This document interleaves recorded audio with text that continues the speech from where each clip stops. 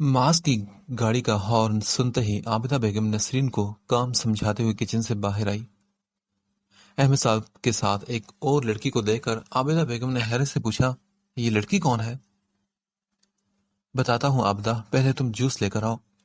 नूर की जर्द पड़ती रंगत को देखते हुए अहमद साहब ने उसे सोफे पर बिठाकर आबिदा बेगम से कहा, जो वैसे ही चेहरे पर कश्मकश लिए किचन में वापस चली गई। उनके जाने के बाद अहमद साहब ने नूर के सर पर हाथ रखकर कहा, बेटा क्या आप ठीक हो? जवाब में नूर ने जुबान के बजाय बस सिर्फ सर हिलाया। अच्छा ठीक है, तुम परेशान मत हो, जारून भी अभी कुछ देर में वापस आ जाएगा। ट्रे में से गिलास उठा के उसकी जानब बढ़ाते हुए अहमद साहब ने उसे दिलासा दिया। कौन है ये और जारून कहाँ है? अहमद साहब की फिक्र और जारून का नाम आबिदा बेगम को शक में डाल गया था। जारून तो अभी इस वक्त डॉक्टर के पास गया है और ये हमारी बहू है, जारून की बीवी। अहमद साहब ने जितने सुकून से नूर का तारुफ करवाया, आबिदा बेगम ने उतनी ही हैरत से पहले उन्हें और फिर उस सर झुकाई बैठी लड़की को देखा। क्या कहा आपने, बहू? हाँ आबिदा, बहू। देखो तो कितनी प्यारी है ना, मुझे तो बहुत प्यारी लगी। उनके चेहरे पर उनके अंदर की कैफियत का अंदाजा लगाते हुए अहमद साहब ने बात को बदलने की कोशिश की। उनकी किसी भी बात का असर लिए बगैर आबिदा बेगम ने सख्त तासुरात लेकर कहा, जारून कहाँ है? अभी तो बताया तो मैं कि वो डॉक्टर के पास गया है। नूर को जूस पीने का कहते हुए अहमद साहब ने वैसे ही पुरसुकून लहजे में जवाब दिया। अच्छा ठीक है, आप जरा अंदर आए, मुझे आपसे बात करनी है। एक सख्त नजर नूर पर डालते हुए आबिदा बेगम ने कमरे में जाते हुए अपने पीछे से जोर से दरवाजा बंद किया था। बेटा आप जूस क्यों नहीं पी रही? देखो कैसे रंग जर्द पड़ गया है आपका। चलो थोड़ा सा पी लो, फिर मैं तुम्हें तुम्हारे कमरे तक छोड़ आता हूँ। बीवी के रवैये की परवाह किए बिना अहमद साहब ने शफकत भरे अंदाज में नूर से कहा, जो अब उस दरवाजे की जानब देख रही थी जहां से अभी अभी आबिदा बेगम गुस्से में अंदर गई थी। अंकल बस मुझे नहीं पीना, प्लीज आप मुझे कमरे का बता दें। आंखों में नमी लिए नूर ने गिलास वापस टेबल पर रखा तो अहमद साहब ने उससे मजीद इसरार करना मुनासिब न समझा और नसरीन को आवाज देकर नूर को जारून के कमरे में छोड़ने का कहा, जिसने बस हैरत से उसे देखने पर ही इक्तफा किया और खामोशी से उसे साथ लिए सीढ़ी चढ़ते ऊपर की जानब बढ़ गई। कुछ अंदाजा है कि तुम्हें कि वो लोग कौन थे और उन्होंने तुम पर अटैक क्यों किया? पट्टी वगैरह करवाने के बाद वापसी के लिए गाड़ी में बैठते हुए अरहम ने काफी देर से अपने दिमाग में चलते सवाल को जुबान तक लाते हुए उससे पूछ लिया। नहीं यार अरहम, मुझे तो कोई अंदाजा नहीं, और वैसे भी उन लोगों ने चेहरे पर नकाब पहने थे। इनकार में सर हिलाते हुए जारू ने ला इल्मी का इजहार किया। अच्छा चलो, बस तुम अपना ख्याल रखना और एहतियात से काम लेना ताकि दोबारा इस तरह का कोई मसला पेश ना आए। उसे नसीहत करते हुए वो माज की तरफ मुड़ा, जो तब से खामोशी से बस ड्राइव कर रहा था। आंटी ठीक है ना? हाँ वो ठीक है, मैंने रात को नींद की मेडिसिन दे दी थी, इसलिए उन्हें जारून के न आने की खबर नहीं हुई। उसके जवाब देते हुए माज ने गाड़ी को घर के रास्ते की तरफ मोड़ा था। वैसे मुझे समझ नहीं आ रही कि कोई तुम पर अटैक क्यों करेगा, मतलब तुम्हारे साथ किसकी दुश्मनी है? माज का जवाब सुनकर अरहम ने अपने दिमाग की कशमकश को कम करने के लिए फिर से उसी बात पर आते हुए जारून से सवाल किया, जो अब सीट की बैग से सर टिकाए बैठा था। यार अरहम, वो लोग मुझे नहीं बल्कि वो लोग नूर को नुकसान पहुंचाना चाहते थे, और मैंने बताया है ना कि मुझे समझ नहीं आई कि हुआ क्या। बस पता नहीं अल्लाह पाक ने कैसे हिम्मत दी कि मैं अपनी और नूर की जान बचाने में कामयाब रहा। मगर कुछ कहते कहते उसने अपनी बात अधूरी छोड़कर एक गहरी सांस ली थी। क्या मगर, बताओ ना यार। पीछे की जानब पलटकर अरहम ने उससे सवाली निगाहों से देखकर पूछा था। यार अरहम, मुझे लगता है कि जान बचाने के चक्कर में मैंने नूर से उसका सब कुछ छीन लिया। ना मैं उसे जंगल की तरफ लेकर जाता और ना हमें यूं रात वहां गुजारनी पड़ती। अपने दिल में इंतहाई मलाल महसूस करते हुए जारून ने अफसुर्दगी से कहा,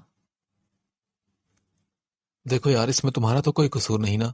तुमने तो अपनी तरफ से उसकी जान और इज्जत दोनों की हिफाजत की, मगर शायद उसके माँ बाप को अपनी तरबियत पर यकीन नहीं था, जो यूं किसी भी बात की तस्दीक किए बगैर उन्होंने अपनी बेटी को बेएतबार करके अनजान लोगों के हवाले कर दिया। वैसे मुझे ऐसे लोगों की बिल्कुल समझ नहीं आती कि क्यों बेटियों की ही दफा उन्हें अपनी इज्जत और गैरत की फिक्र लाहक हो जाती है। हालांकि यही इज्जत और गैरत तो बेटों की तरह भी जागनी चाहिए ना। مگر بیٹوں کو تو ہر چیز کی اجازت ہے، وہ لڑکے ہیں اس لیے سب کچھ کر سکتے ہیں، اور بیٹیوں کی بے گناہی پر بھی انہیں اتنی بڑی بڑی سزائیں سنا دیتے ہیں۔ حد ہے۔ بیٹی سے وضاحت تو مانگتے، اس کی بات سنتے اور غور کرتے کہ آیا کیا واقعی اس کا قصور ہے یا نہیں۔ اور ہم جو پہلے ہی ظہیر صاحب کی حرکتوں پر بھرا پڑا تھا، زارون کی بات سن کر مزید تپ گیا۔ ہاں زارون، رویہ تو مجھے بھی کچھ عجیب ہی لگا تھا نور کے ابو کا، پر شاید وہ غلط بھی نہیں تھے۔ بیٹی رات بھر گھر سے باہر رہے تو شک نہ بھی ہو، تب بھی شیطان بہت سے وسوسے دل میں ڈال دیتا ہے، اس لیے سارے معاملے میں ان کا بھی کوئی قصور نہیں، کیونکہ وقت اور حالات ایسے تھے کہ کسی کے دماغ پر پردہ ڈال دیتے۔ ہاں لیکن پھر بھی اتنا بھی کیا پردہ کہ انسان غلط درست میں فرق ہی نہ کر سکے، اور کسی بے گناہ کو اس کے نہ کردہ گناہ کی اتنی بڑی سزا دے۔ اور مجھے نہیں لگتا کہ نور کے ساتھ کچھ اچھا ہوا، ابھی تو وہ بچی ہے، 3rd ایئر کی اسٹوڈنٹ ہے، اور 19-20 سال کے لگ بھگ اس کی عمر ہے، اور سچ پوچھو تو مجھے اس کا چہرہ دیکھ کر ذرا بھی محسوس نہیں ہوا کہ وہ آج کل کی لڑکیوں کی طرح چالاک اور ہوشیار ہے۔ مجھے تو وہ بالکل معصوم سی لگی، جو خاموشی سے ماں باپ سے کوئی بھی شکوہ کیے بغیر ان کا ہر ظلم سہ گئی، اور یہ ظلم نہیں بلکہ بہت بڑا امتحان ہے۔ ایک تو ساری زندگی کے لیے ماں باپ سے نہ ملنے کا دکھ، اوپر سے لوگوں کی باتیں، پتہ نہیں اللہ ایسے لوگوں کو بیٹیاں دیتا ہی کیوں ہے جو ان کی قدر نہیں کر سکتے۔ ارحم کی بات درمیان سے کاٹتے ہوئے معاذ نے بھی اپنا غصہ اتارا تھا۔ ہاں ایسا ہی ہے، پر اب کیا کیا جا سکتا ہے؟ جو کچھ ہوا نہ تو میرے اختیار میں تھا اور نہ ہی نور کے، مگر آئندہ آنے والی زندگی میں ہمارے اختیار میں ہے سب کچھ، اس لیے میں کوشش کروں گا کہ جو تکلیف نور کو اپنے ماں باپ سے ملی اور میری وجہ سے ملی اس کا میں ازالہ کر سکوں۔ ان دونوں کی باتیں سن کر زارون نے کہنے کے ساتھ ہی اپنے آپ سے ایک عہد کیا، اور پھر ارحم کی طرف مڑا جو اس سے اب رابعہ کے ڈرائیور کی لاش کے متعلق پوچھ رہا تھا۔ کہاں سے اٹھا کر لائے ہیں آپ اس لڑکی کو؟ احمد صاحب کے کمرے میں داخل ہوتے ہی عابدہ بیگم نے بھڑکتے ہوئے سوال کیا۔ عابدہ پلیز سوچ سمجھ کر بات کرو، اب وہ تمہاری بہو ہے۔ دروازہ بند کر کے ان کے قریب آتے ہوئے احمد صاحب نے ان کا ہاتھ تھامنا چاہا۔ کیا سوچ سمجھ کر بات کروں میں؟ ہاں، ایک انجان لڑکی کو میرے سر پر لا کر آپ مجھے بتا رہے ہیں کہ یہ تمہاری بہو ہے، یعنی زارون کی بیوی، میرے بیٹی کی بیوی، جو ایک بن بلائے مہمان کی طرح کہیں سے آ ٹپکی، اور وہ بھی مجھ سے پوچھے اور بتائے بغیر۔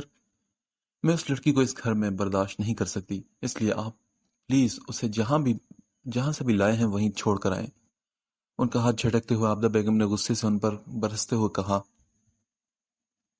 عابدہ تم پلیز یہاں بیٹھو اور تسلی سے میری بات تو سنو۔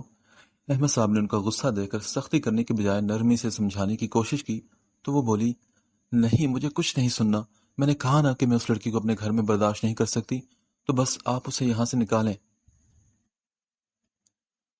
عابدہ پلیز، میں نے کہا نا کہ ایک بار میری بات سن لو، پھر تم جو کہو گی ویسا ہی ہوگا۔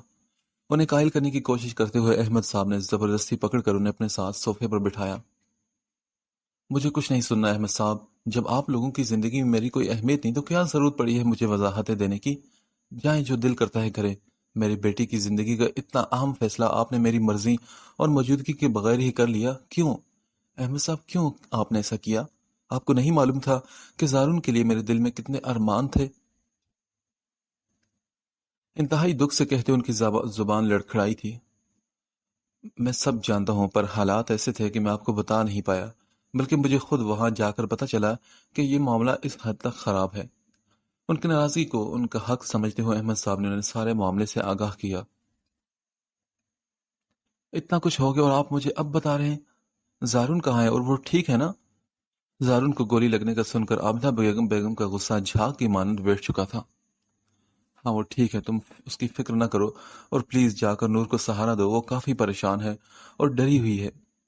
ان کا موڈ ٹھیک ہوتا دیکھ کر احمد صاحب نے حکم دینے کے بجائے اس سے پھر درخواست کی۔ نہیں، میں نہیں جاؤں گی، میں کیسے اس لڑکی کو سہارا دے سکتی ہوں جسے ابھی تک میں نے قبول بھی نہیں کیا؟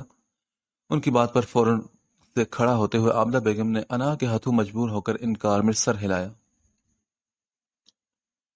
بیٹی سمجھ کر، تم اسے بیٹی سمجھ کر سہارا دو، کیونکہ اسے اس وقت سہارے کی ضرورت ہے، کسی ایسے سہارے کی جو اس کے کھوئے ہوئے اعتبار کو واپس لا سکے۔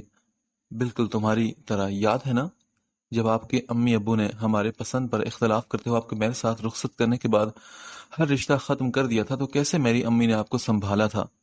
بس وقت پھر سے خود کو دہرا رہا ہے، سمجھے کہ اللہ پاک نے آپ کو موقع دیا ہے کہ آپ میری ماں کا قرض اتار سکیں۔ پلیز عابدہ، اپنی انا کو سامنے رکھ کر نہ سوچے بلکہ اپنی اس تکلیف کو محسوس کریں جو آپ راتوں کو اٹھ کر اپنے ماں باپ کی فکر میں مجھ سے چھپ چھپ کر روتی تھی۔ حالانکہ آپ کے والدین نے خود اپنے ہاتھوں سے آپ کو رخصت کیا تھا، آپ پہ ان کی طرف سے کوئی تہمت نہیں لگی تھی، پھر بھی آپ ان کی جدائی پر اندر تک ٹوٹ گئی تھی۔ اور نور، وہ تو آپ سے بڑا دکھ لے کر یہاں آئی ہے اور مجھے پتا ہے کہ آپ سے بہتر اسے کوئی نہیں سنبھال سکتا۔ عابدہ بیگم کا ہاتھ تھامتے ہوئے احمد صاحب نے پچھلے دنوں کی یادوں کو دہرایا تو عابدہ بیگم کی آنکھیں بھی نم ہو گئی۔ ٹھیک ہے، میں دیکھتی ہوں اسے۔ یہ کہہ کر وہ کچھ بھولی ہوئی یادوں نے ان کے دماغ کا احاطہ کیا تو ان کی انا کا خول خود بخود ان کے دل سے اتر گیا اور وہ خاموشی کے ساتھ کمرے سے نکل کر سیڑھیاں چڑھتے ہوئے زارون کے کمرے کی جانب بڑھی، جہاں ابھی کچھ دیر پہلے ہی نسرین نور کو چھوڑ کر گئی تھی۔ دروازہ کھلنے کی آواز پر نور نے رونے کی وجہ سے اپنے بھاری ہوتے سر کو اٹھا کر دوسری جانب دیکھا، جہاں عابدہ بیگم ایک نظر اسے دے کر آہستہ آہستہ قدم اٹھاتے اس کے قریب آ چکی تھی۔ آنٹی پلیز مجھے کچھ مت کہیے گا، میں جان بوجھ کر یہاں نہیں آئی۔ ان کی نظروں سے گھبراتے ہوئے نور نے اپنی صفائی دی اور جلدی سے صوفے سے اٹھی۔ میں جانتی ہوں بیٹا، اور تم پریشان مت ہو، میں تمہیں کچھ نہیں کہوں گی۔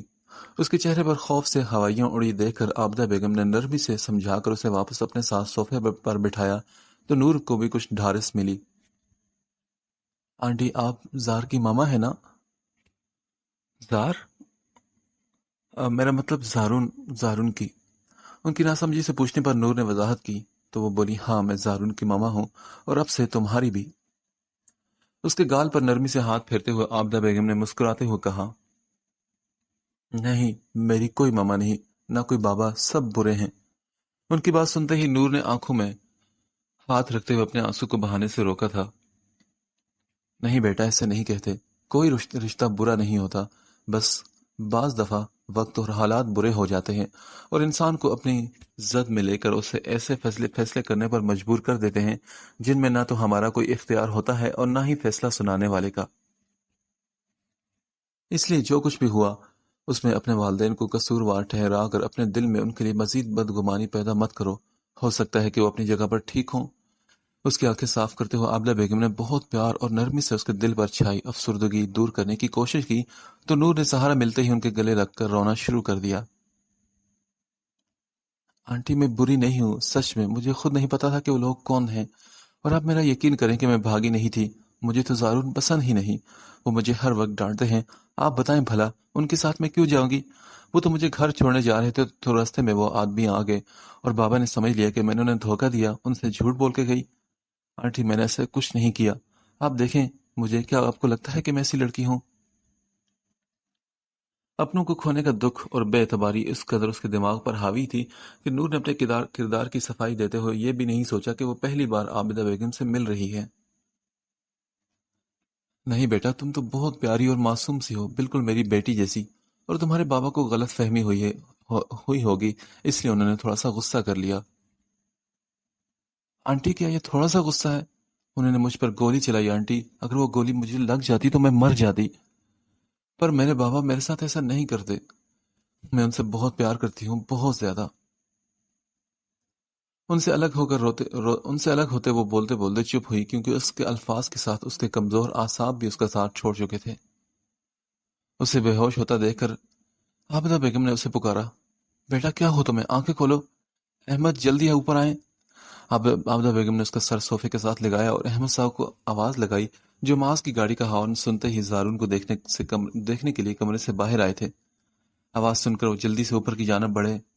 کمرے میں داخل ہوتے انہوں نے پریشانی سے پوچھا، کیا ہوا عابدہ؟ ساتھیوں نے نور کو دیکھا جو ہوش و حواس سے بیگانہ صوفے پر پڑی تھی۔ پتہ نہیں مجھے، آپ دیکھیں نا، مجھے لگ رہا ہے کہ یہ بے ہوش ہو گئی ہے۔ پیچھے ہٹتے ہوئے عابدہ بیگم نے احمد صاحب سے کہا اور نسرین کو پانی لانے کے لیے آواز لگائی تو زارون کے ساتھ ساتھ معاذ اور ارحم بھی ان کی آواز پر اوپر کی جانب بڑھے تھے۔ مجھے تو لگتا ہے کہ یہ کمزوری کی وجہ سے بے ہوش ہو گئی ہے شاید۔ معاذ تم ڈاکٹر کو فون کرو۔ نسرین کے ہاتھ سے گلاس پکڑتے ہوئے احمد صاحب نے کچھ چھینٹے اس کے چہرے پر ڈالے جو بالکل بے خبر تھی۔ ابو آپ سائڈ پر ہوں، میں چیک کرتا ہوں۔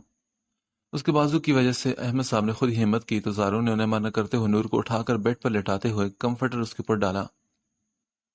اس کے زخم کی وجہ سے احمد صاحب نے فکر مندی سے پوچھا، کیا تم ٹھیک ہو بیٹا؟ جی ابو میں ٹھیک ہوں، آپ بس نور کا دھیان رکھیں۔ اپنی جانب سے تسلی دیتے ہوئے زارون نے تیز اٹھتی درد کی لہر کو برداشت کرتے ہوئے معاذ کو دوبارہ سے ڈاکٹر کو کال کرنے کا کہا۔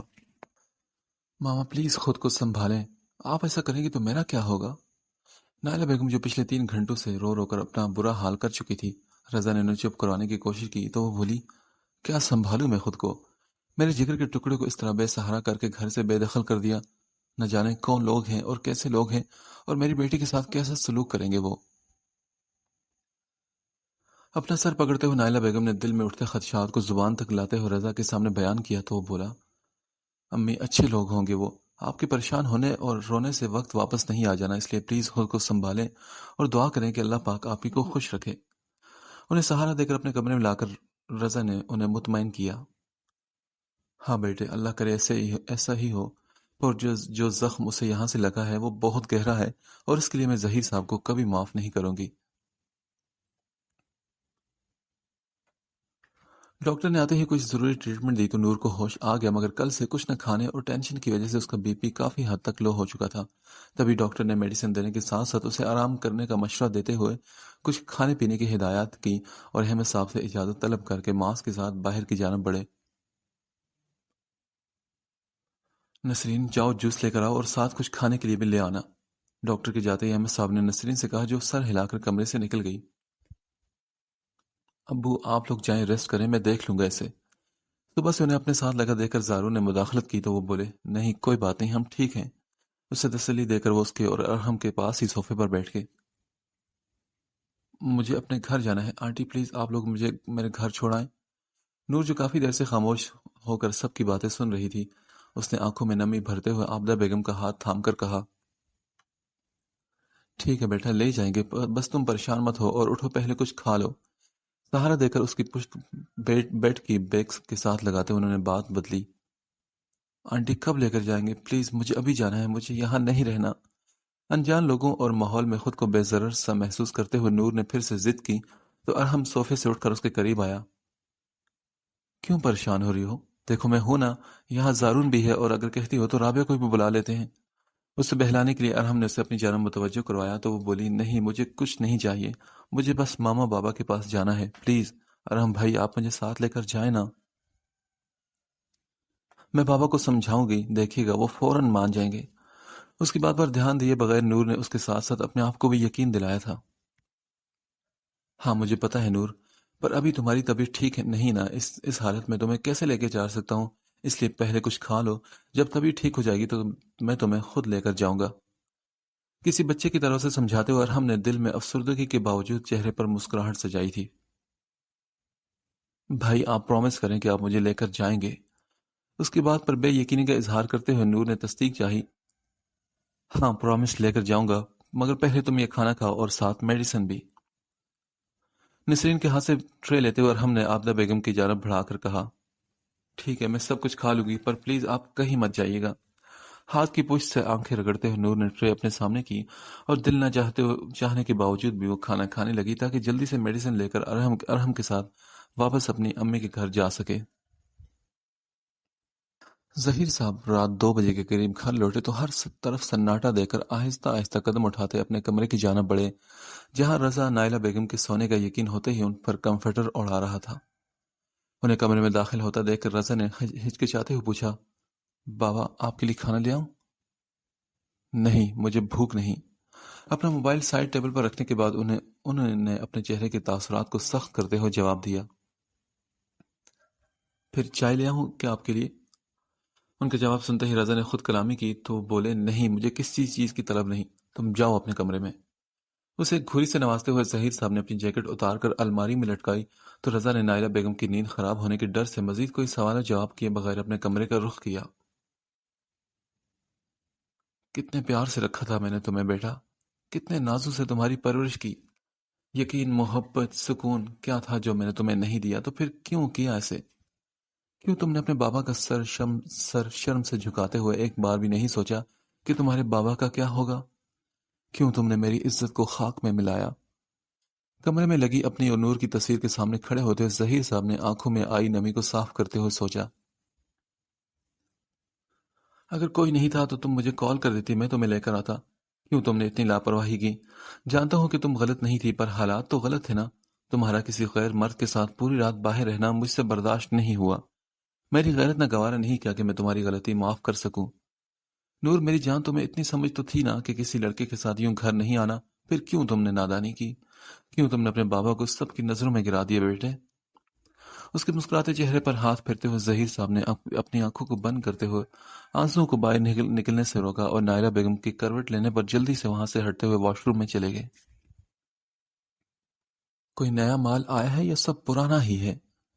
سگریٹ کا کش لیتے ہوئے مراد شاہ نے شیرے سے پوچھا تو وہ بولا، جی سائیں، میں نے کل ہی آپ کے کہنے پر ایک لڑکی کا انتظام کر دیا تھا۔ احترام سے نظر جھکاتے اس نے مراد شاہ کی معلومات میں اضافہ کیا۔ لڑکی؟ نہ شیرے نہ، اب کسی عام لڑکی کی طلب نہیں، اب تو کسی خاص لڑکی کا انتظام کرو، کوئی ایسا مال جس کی قربت تیرے سائیں کو اندر تک سرشار کر دے۔ بات کرتے مراد شاہ کے تصور میں ایک چہرہ ابھرا جو کافی دنوں سے دن رات اس کے حواسوں پر حاوی تھا۔ خاص چہرہ؟ سائیں آپ کو کوئی پسند ہے تو حکم کرے نا۔ اس کے چہرے پر مسکراہٹ بکھرتی دیکھ کر شیرے نے اندازہ لگایا تو وہ بولا، پسند نہیں بلکہ بہت پسند ہے شیرے، اور یہ دل اب اس سے زیادہ دیر دوری برداشت نہیں کر سکتا، اس لیے جتنی جلدی ہو سکتا ہے اسے ڈھونڈو۔ اس کے کندھے پر ہاتھ رکھتے ہوئے مراد شاہ نے سنجیدہ ہوتے ہوئے حال دل بیان کرتے ہوئے اسے کہا، جی سائیں، جیسا آپ کا حکم، آپ بس اس کی تصویر دکھا دیں اور کوئی عطا پتہ بتا دیں تاکہ ڈھونڈنے میں آسانی رہے۔ شہرے کو معلوم تھا کہ مراد شاہ کی نظروں میں جو چیز آ جائے وہ زیادہ دیر اس چیز کا انتظار نہیں کرتا۔ یہی تو مسئلہ ہے شہرے کہ نہ تو میرے پاس اس کی کوئی تصویر ہے اور نہ ہی کوئی پتہ، بس اس کا خوبصورت چہرہ تیرے سائیں کے دل کو اپنے قبضے میں کر گیا ہے۔ اس کی معصومیت، واللہ مراد شاہ نے کبھی اتنا حسن ایک ساتھ کسی لڑکی میں نہیں دیکھا۔ آنکھیں بند کرتے ہوئے نور کے چہرے کو سوچتے ہوئے مراد شاہ نے سگریٹ کا ایک اور لمبا سا کش لیا۔ تو پھر سائیں اب کیا ہوگا؟ اس کی بات سنتے ہوئے شیرے نے بے چینی سے پوچھا تو وہ بولا، ہونا کیا ہے، میں اسے دنیا کے ہر کونے میں ڈھونڈوں گا، کیونکہ جب تک میں نے اس کے حسن کو نہ سراہا مجھے سکون نہیں ملے گا۔ چہرے پر مسکراہٹ سجاتے ہوئے مراد شاہ نے سگریٹ کو نیچے پھینکتے ہوئے اپنے جوتے سے مسلا اور اپنے نئے شکار سے اپنی پیاس بجھانے کے لیے کمرے سے باہر کی جانب بڑھ گیا۔ میڈیسن کھانے کے کچھ دیر بعد نور سو گئی تو ارحم نے صبح آنے کا کہہ کر اپنے گھر کا رخ کیا، کیونکہ ہاشم صاحب بار پر اس سے کال کر رہے تھے۔ زارون، تم بھی اب جا کر آرام کرو، کافی وقت ہو چکا ہے۔ گھڑی پر 4 بجتے دیکھ کر احمد صاحب نے اسے کہا اور عابدہ بیگم کو ساتھ ہی اپنے کمرے میں چلے گئے۔ پتہ نہیں یہ بازو کب ٹھیک ہوگا۔ ان کے جاتے ہی زارون نے دروازہ بند کیا اور جھنجھلاتے ہوئے ڈاکٹر کی دی ہوئی پین کلر کھانے لگا۔ نور کو بیڈ پر سکون سے سوتا دیکھ کر اس نے سوچا، اب میں کہاں سوؤں؟ پھر وہ پریشانی سے صوفے کی جانب دیکھنے لگا جو سنگل ہونے کی وجہ سے سونے کے قابل تو ہرگز نہ تھا۔ ایسا کرتا ہوں، ادھر ہی لیٹ جاتا ہوں۔ اس نے کون سا پورے بیڈ پر سو جانا ہے؟ سائیڈ لیمپ آن کرتے ہوئے زارون نے لائٹ آف کی اور آ کر بیڈ پر نور کے قریب لیٹ گیا جو اب اس کی طرف سائیڈ لے کر لیٹی تھی۔ انسان بھی کیا سوچتا ہے اور کیا ہو جاتا ہے۔ کل تک میں نے سوچا بھی نہیں تھا کہ تم جیسی بدتمیز لڑکی کو کبھی اپنی زندگی میں شامل کروں گا، بلکہ سوچنا تو دور کی بات، میرے دماغ میں تو کبھی خیال بھی نہیں آیا۔ پر آج دیکھو اللہ پاک نے کس طرح ہمیں ایک کر لیا۔ اس کی طرف سائیڈ لے کر لیٹے ہوئے ایک پل کے لیے زارون اس کے چہرے سے نظریں ہٹانا بھول چکا تھا۔ جب میں نے تم سے نکاح کا ارادہ کیا تو مجھے لگا تھا کہ میں یہ سب ہمدردی میں کر رہا ہوں، مگر اب لگ رہا ہے کہ وہ احساس جو میں کل رات سے تمہارے لیے محسوس کر رہا ہوں وہ صرف ہمدردی نہیں تھی۔ اس کے بھورے بالوں کے چند لیٹوں کو چہرے سے ہٹاتے ہوئے بے خبری میں سونے کی وجہ سے پوری طرح بکھر چکے تھے۔ ہاں، محبت۔ اس احساس کو میں محبت تو نہیں کہہ سکتا، کیونکہ محبت کے لمس سے میں اچھی سے واقف ہوں، البتہ اپنے اس احساس کو میں پسند ضرور کہوں گا۔ ہو سکتا ہے کہ یہ پسند ان قریب محبت میں بدل جائے، پر نہیں، میں کیسے محبت کر سکتا ہوں؟ میں تو محبت کر کے اسے کھو چکا ہوں، اور جو چیز ایک بار کھو جائے وہ بار بار نہیں ملتی۔ ہبا کا خیال آتے ہی زارون نے فوراً سے اپنی نظروں کا زاویہ بدلا۔ ماما پلیز بچا لیں مجھے، پلیز بابا کو بتائیں کہ میں ایسی نہیں ہوں۔ نیند کی وادیوں میں گم وہ نور کی آواز پر چونکا، جو شاید خواب میں ڈر کر یہ بات کہہ رہی تھی۔ اس کے بازو پر ہلکے سے تھپکی دیتے ہوئے زارو نے کہا، سو جاؤ سکون سے، میں پاس ہوں تمہارے۔ زارو نے اسے اپنے ہونے کا یقین دلایا تو کسی کے پاس ہونے کے احساس پر نور پھر سے پرسکون ہو کر اس کا ہاتھ تھام کر سو گئی۔ اف، یہ لڑکی بھی نا رات کو سوتے ہوئے بھی مجھے سکون نہیں لینے دے گی۔ اس کی اس حرکت پر سوچوں کو جھٹکتے ہوئے زارون نے آہ بھری اور آنکھیں بند کرتے ہوئے سونے کی کوشش کرنے لگا۔ اور ہم نے گھر واپس آ کے رابعہ کو کال کر کے تمام بات بتائی تو اس نے بے یقینی سے پوچھا، کیا مطلب نکاح نور اور زارون کا؟ تم پاگل تو نہیں ہوگے؟ نہیں رابعہ، میں پاگل نہیں ہوں میری جان، تم شاید نیند میں ہو جو تمہیں میری اتنی لمبی تقریر کی سمجھ نہیں آئی۔ اس کے سوال پر وہ غصے سے بولا، اچھا ٹھیک ہے، زیادہ شوخے بننے کی ضرورت نہیں، اور ٹھیک سے بتاؤ سب، کیا سچ میں نور اور زارون کا نکاح ہو گیا ہے؟ اس کی بات کا برا مناتے ہوئے رابعہ نے پھر سے پوچھا تو ارحم نے منہ پر ہاتھ رکھتے ہوئے جمائی کو روکا، یار مجھے بتا دیتی کہ میں تمہیں نکاح نامے کی تصویر بنا کر سینڈ کر دیتا۔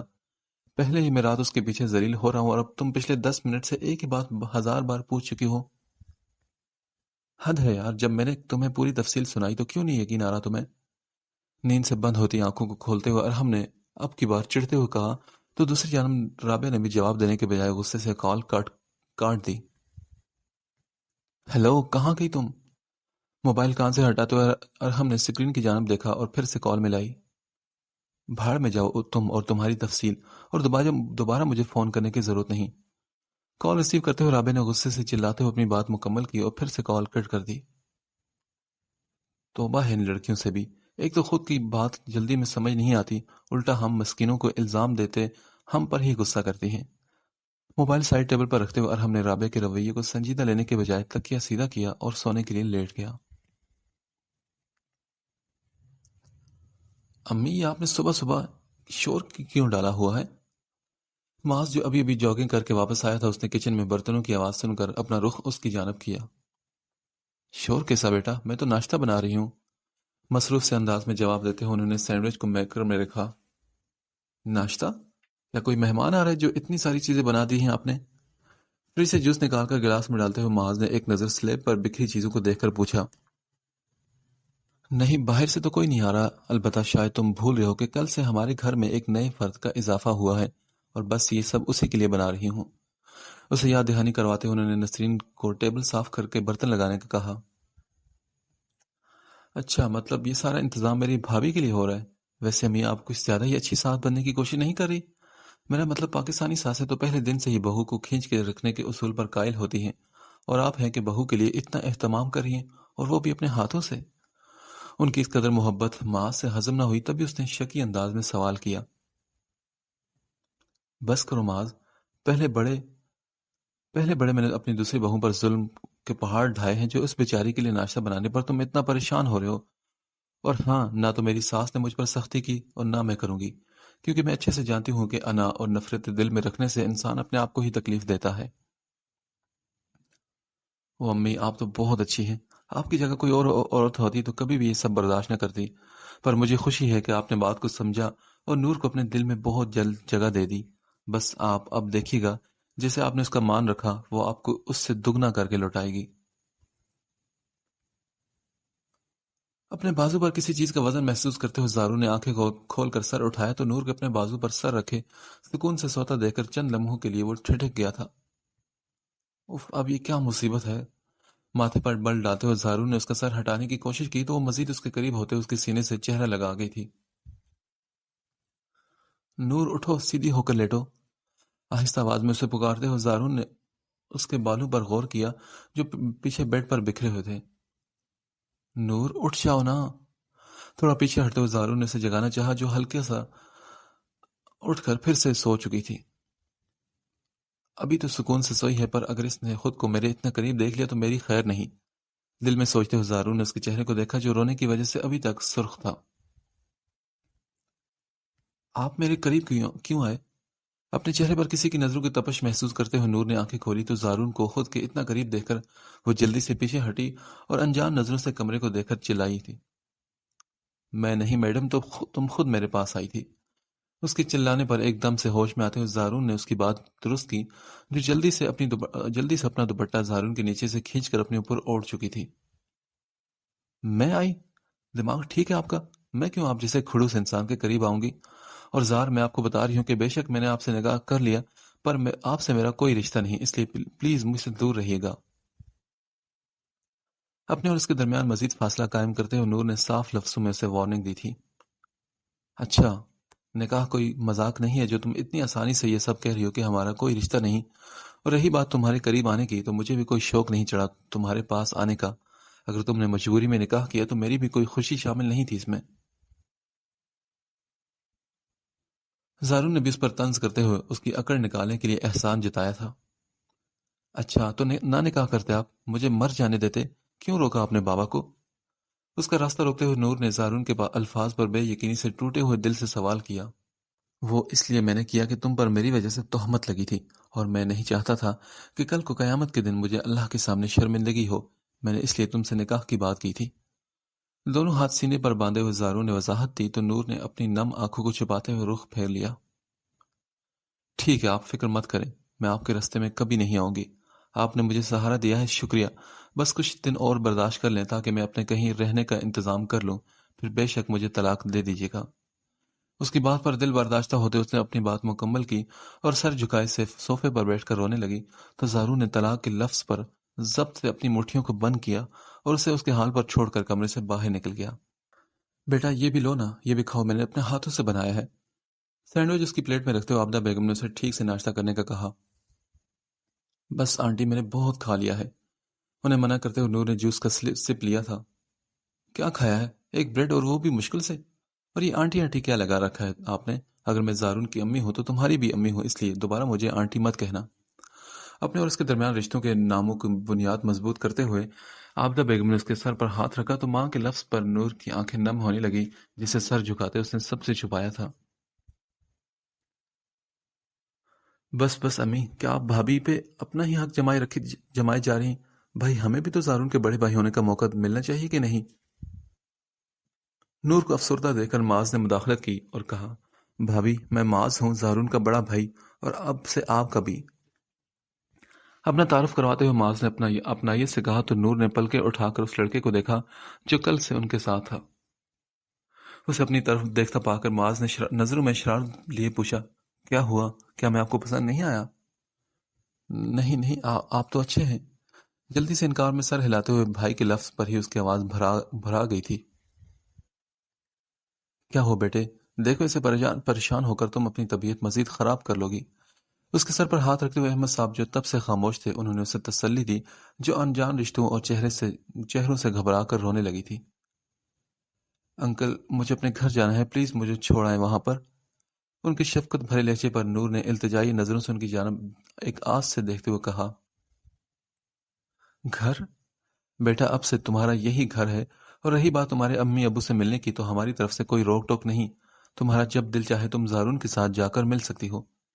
اس کی بات کی درستگی کرتے ہوئے احمد صاحب نے اس کا دل رکھنے کے لیے اجازت بھی دے دی تھی۔ نہیں، مجھے زارون کے ساتھ نہیں جانا، آپ پلیز مجھے ساتھ لے جائیں۔ مجھے پتا ہے کہ میرے بابا بہت اچھے ہیں، وہ صرف وقتی طور پر مجھ پر غصہ کر رہے تھے۔ پھر سے وہی ضد کرتے ہوئے نور نے انہیں ظہیر صاحب کے اچھا ہونے کی دلیل دی تھی۔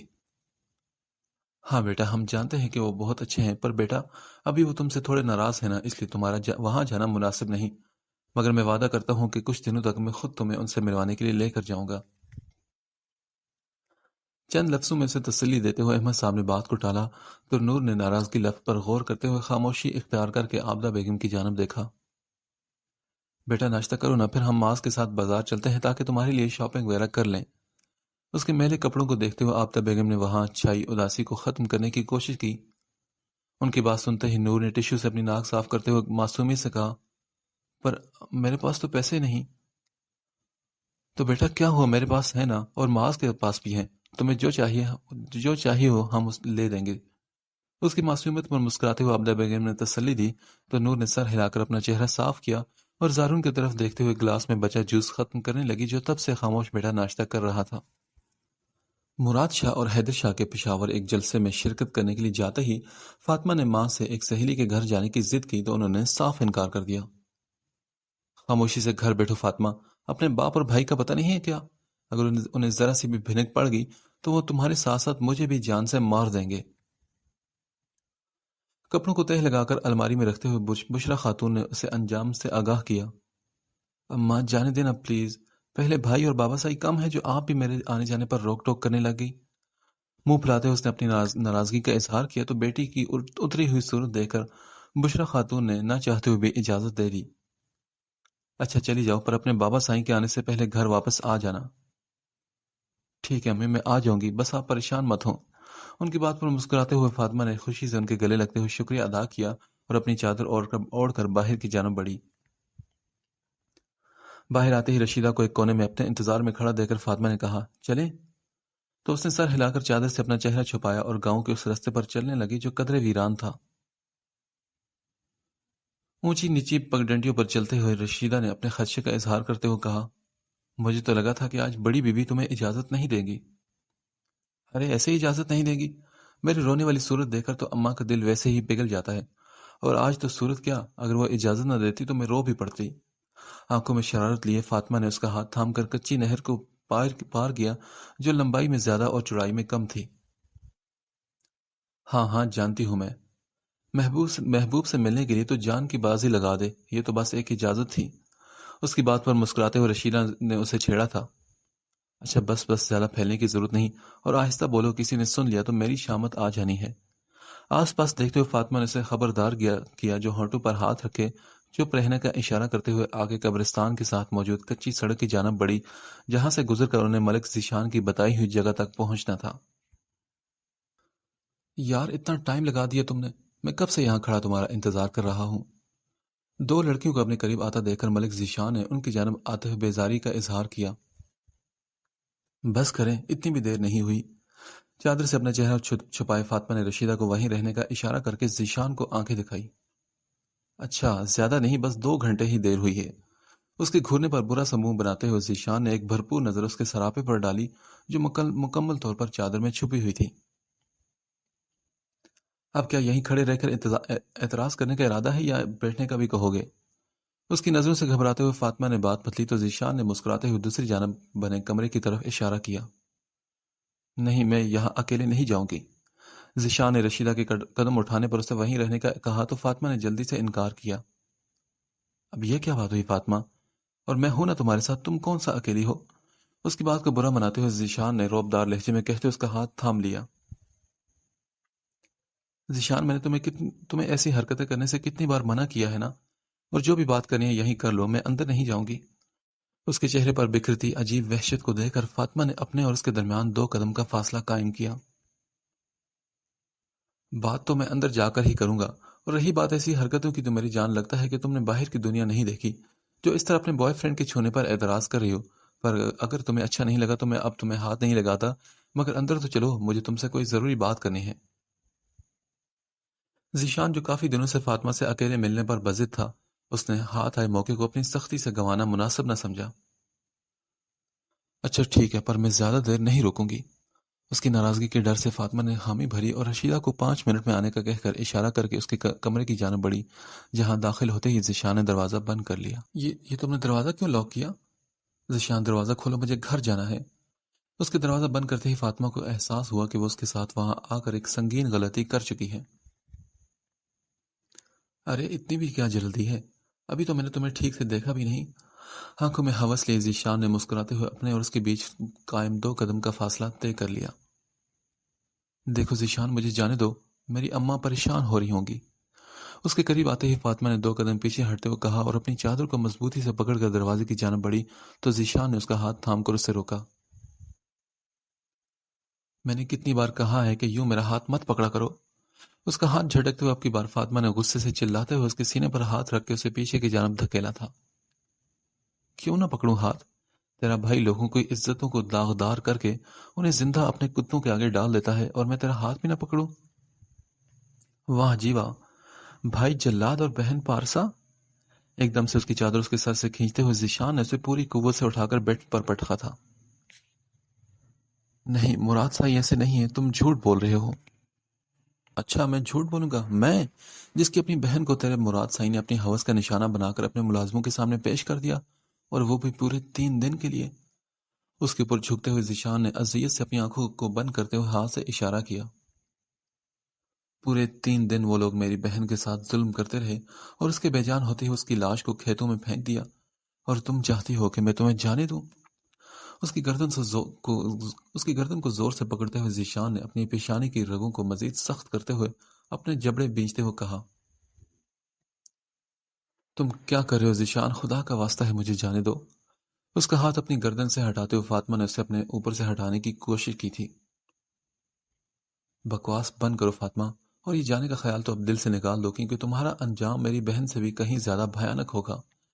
یہ کہکہ لگاتے ہوئے اس نے فاطمہ کے ہاتھ پاؤں مارنے پر اس کے دونوں بازو کو اپنی گرفت میں لے کر اسے چادر سے باندھ دیا۔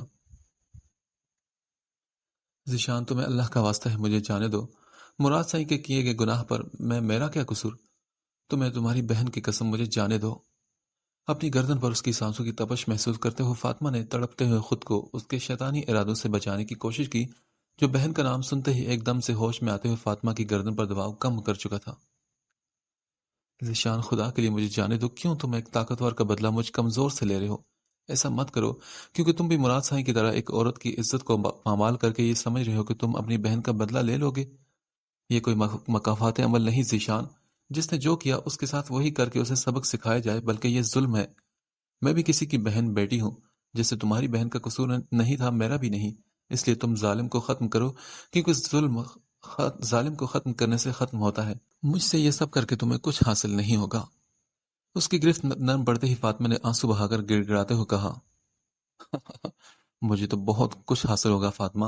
جب تمہارا بھائی وہی درد اور اذیت محسوس کرے گا جو میں نے محسوس کی، تو میرا انتقام پورا ہو جائے گا۔ اس کے جبڑوں کو مضبوطی سے اپنے ہاتھ میں دبوچ کر ذیشان نے ایک زوردار تھپڑ اس کے چہرے پر مارا۔ کچھ محسوس نہیں ہوگا ذیشان، انہیں کوئی اذیت، کوئی تکلیف، کچھ بھی محسوس نہیں ہوگا۔ وہ تمہاری طرح نرم دل نہیں جو بہن کی موت کو دل پر لے کر بدلہ لینے نکل پڑے۔ وہ تو پتھر دل ہیں۔ انہوں نے میرے زندہ ہونے پر کبھی میرا احساس نہیں کیا، تو میرے بے آبرو ہونے پر کیا کریں گے؟ بس میری اماں مر جائے گی۔ خدا کے لیے اپنی بہن کے ظلم کا بدلہ اس جیسی کمزور سے نہ لو۔ اس کی آنکھوں کی سرخی دیکھ کر فاطمہ نے ایک ہی سانس میں اپنی بات مکمل کی، تو وہ بولا، تم مر جائے، سب مر جائیں، پر میں تمہیں نہیں چھوڑوں گا۔ پورا 1 سال میں نے اس دن کا انتظار کیا، اور تم چاہ رہی ہو کہ میں تمہاری باتوں سے متاثر ہو کر تمہیں جانے دوں؟ نہیں، ہرگز نہیں۔ اس کی باتوں کے بہکاوے میں آنے کے بجائے ذیشان نے اپنی کارروائی پر عمل کیا تو اپنی توہین پر فاطمہ کا چہرہ شرم سے سرخ ہو گیا۔ اس نے چلاتے ہوئے خود کو بچاؤ کرنے کی کوشش کی اور رشیدہ کو آوازیں لگانے لگی، جسے ملک ذیشان کا بندہ پہلے ہی وہاں سے ہٹا چکا تھا۔ ذیشان مجھے چھوڑ دو، میں تمہارا خون پی جاؤں گی۔ اس کی بڑھتی ہوئی پیش رفت سے گھبرا کر فاطمہ نے چیخنے کی کوشش کی، پر اس سے پہلے ہی ذیشان نے اس کی چادر کا ایک سرا اس کے منہ میں ٹھونس کر اس کی چیخوں اور فریادوں کا گلا گھونٹ دیا۔